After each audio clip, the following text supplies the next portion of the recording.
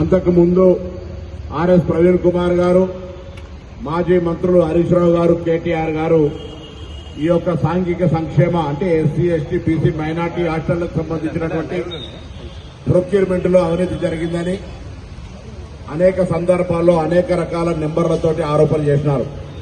ఒకసారి 2,000 కోట్ల స్కామ్ జరిగిందని, 3,000 కోట్ల స్కామ్ జరిగిందని, నిన్ననేమో మఫత్లాలకో ఇంకోరికో ఎట్లిస్తారనేటువంటి మాటలు అజ్ఞానంగా మాట్లాడుతూ ఉన్నారు.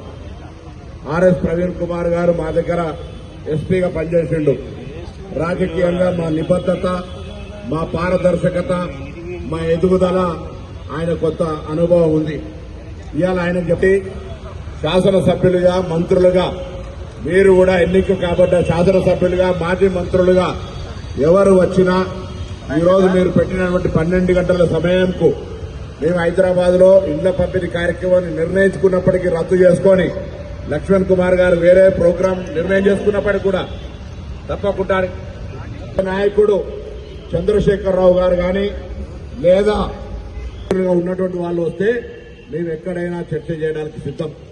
అసలు వాస్తవంగా సమాజానికి చెప్పాలి. అలా మొత్తం కొనుగోలు ప్రక్రియ ఎంత, ఆ ప్రక్రియ ఏ విధంగా జరిగిందో కూడా నేను ప్రత్యారోపణల మధ్యలో వాస్తవాన్ని తెలంగాణ సమాజానికి చెప్పే ప్రయత్నం చేయమని నేను హృదయపూర్వకంగా విజ్ఞప్తి చేస్తా ఉన్నా.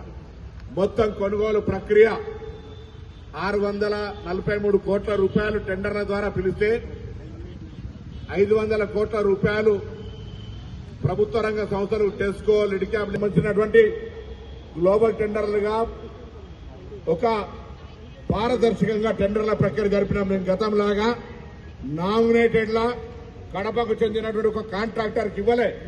ఇవాళ మంత్రులంగా సెంట్రల్ ప్రొక్యూర్మెంట్ కింద ఒక స్కీమ్ గా 4 శాఖలకు సంబంధించి ఒకే గొడుగు కింద ఉండాలి. ఎందుకంటే ఏదైనా కొనుగోలు చేస్తే ఒక శాఖలో ఆనాడు ఉన్నటువంటి మంత్రులుగా 50 రూపాయలకు దొరికే వస్తువును 200 కొంటే ఇంకొక శాఖ 300 కొంటే మంత్రుల పర్యవేక్షణలో వారు ఎస్సీ, ఎస్టీ చూస్తారు, మీరు మైనార్టీ చూస్తారు, నేను బీసీ చూస్తాం.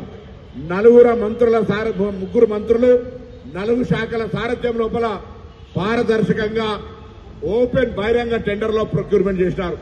అలా మఫత్లాలు వస్తుందా, పఫత్లాలు వస్తుందా మాకు సంబంధంలే. ఎవరు ప్రొక్యూర్మెంట్ పార్టిసిపేట్ చేస్తే వాళ్ళు వచ్చినారు.